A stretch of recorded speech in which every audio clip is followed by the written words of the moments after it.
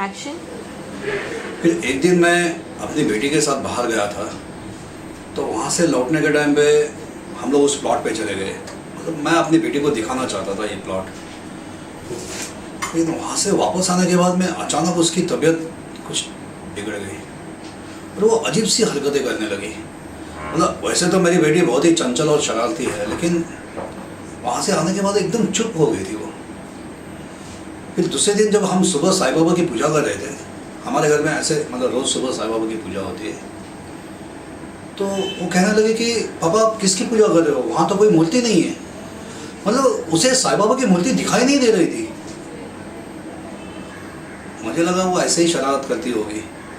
लेकिन कुछ दिनों के बाद में जब उसका बर्थडे था, तो उसकी बर्थडे के केक हम लाए थे। वो केक वो देख नहीं पा रही थी। वो बोले थे केक कहाँ है, हम दिखा रहे थे ये सामने केक पड़ी है, उसे दिख नहीं रही थी। ऐसा ही फिर उसके भाई के साथ में हुआ, विनीत के साथ। विनीत सामने खड़ा है लेकिन उसे दिखाई नहीं दे रहा था। बहुत अजीब सिचुएशन थी। मतलब हम लोग सोचते थे कि ये शरारत है, लेकिन जब उसकी माँ को भी वो नहीं देख पा रही थी, तब मुझे लगा कि ये शरारत नहीं था, कुछ अलग है। उसके बाद हम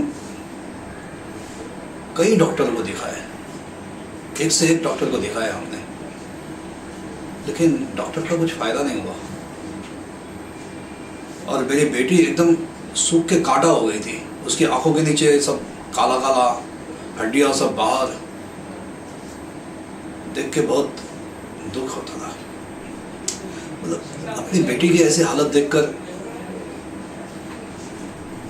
फिर एक दिन मेरे एक दोस्त ने मुझे एक ऑकल्टिस्ट का नंबर दिया। एक्चुअली उन दिनों में मैं इन सब चीज़ में बिल्कुल विश्वास नहीं कर रहा था, लेकिन जब सब कुछ आजमा के भी कुछ नहीं हुआ, तो मैंने सोचा ये भी कर लेते हैं। वो ऑकल्टिस्ट ने जो किया, सच्ची में मतलब एक साईं बाबा के आशीर्वाद तो हमारे ऊपर है ही, और वो ऑकल्टिस्ट ने जो कुछ ट्रीटमेंट दी, उसके बाद मेरी बेटी ठीक हुई। मतलब आज मेरी बेटी 20 साल की है and she is perfectly normal, एकदम हेल्दी है।